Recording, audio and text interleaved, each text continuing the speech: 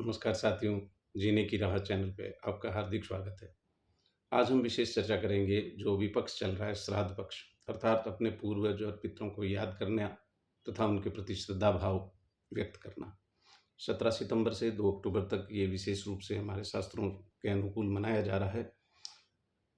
कई ऋण जो हमारे माने जाते हैं, 3 सबसे प्रमुख हैं, जिसमें पितृ ऋण को सर्वश्रेष्ठ कहा गया है।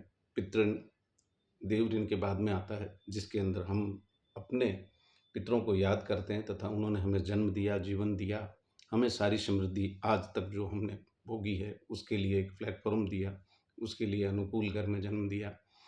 हमने उसको आगे बढ़ा करके और आज याद करके उनको और उनके प्रति हमारी श्रद्धा व्यक्त करते हैं। हमेशा आप जानते हैं कि जिस महापुरुष, जिस देवता के प्रति आप जिन देवताओं को मानते हैं, उनके प्रति चाहते हो कि दुनिया सारी श्रद्धा रखे। इसी तरह आप मानते होंगे कि हमारे पूर्वजों को सब श्रद्धा भाव से याद करें। उसके लिए ये नहीं है कि आपने जीवन में उनकी सेवा नहीं की, सेवा की। उस समय तो आपका मन जानता होगा कि जीते जी आपने उनको पानी पिलाया, नहीं पिलाया, उनको खाना खिलाया कि नहीं खिलाया। आप उनके जब अक्षमता के दिन आ गए थे, अर्थात जब वो दीवार पकड़ के चलने लग गए थे, जब उनसे खाट से उठा नहीं जाता था या वो हॉस्पिटलाइज हो गए थे, आपने क्या उनकी सेवा की या नहीं की, वो तो आपकी आत्मा जानती है। परंतु अब श्रद्धा भाव जो व्यक्त करते हो, कहते हैं ना, जीते जी उनको रुलाया और बाद में रोने से क्या फ़ायदा। जीते जी उनको पानी नहीं पिलाया, बाद में अमृत चम्मच से पिलाने से क्या फ़ायदा। यह बहुत पहले कह दिया गया है। यद्यपि चारवाक ने इसको, जो हमारा एक दर्शन का पाठ है, यह कहा है कि ये जो अब हम करते हैं उनको याद पितृ दिवस में, यह उचित नहीं है या इसका कोई परिलाभ नहीं है। क्योंकि वो कहते हैं कि नीचे की मंजिल पे अगर खाना रखा हुआ है, ऊपर वाला कैसे खाएगा। परंतु यह एक प्रतीक है।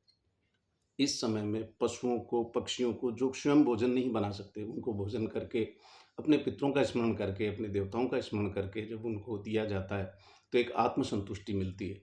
सबसे बड़ा दान या सबसे बड़ी श्रद्धा की अभिव्यक्ति यह है कि जो आपका कुछ नहीं लगता है, प्राणी मात्र में वो पौधा भी शामिल है जिसको आप सिंचित करते हैं, प्राणी मात्र में वो पशु पक्षी भी शामिल है जो कि स्वयं खाना नहीं बना सकते, उनको निस्वार्थ भाव से आप कुछ देते हैं और अपने बुजुर्गों के नाम स्मरण करके देते हैं, तो उसका प्रतिफल कई गुना बढ़ जाता है।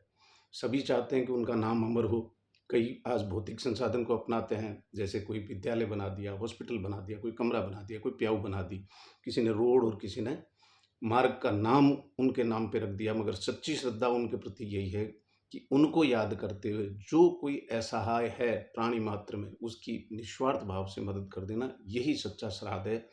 मंत्रोच्चारण करिए, आप श्राद्ध में दान दीजिए, सब कुछ कीजिए, मगर उन बुजुर्गों का नाम नीचा नहीं हो, ये प्रयास आप अपने जीवन में करिए। जय हिंद, नमस्कार, स्वस्थ रहें, श्रेष्ठ रहें। आज के लिए इतना ही।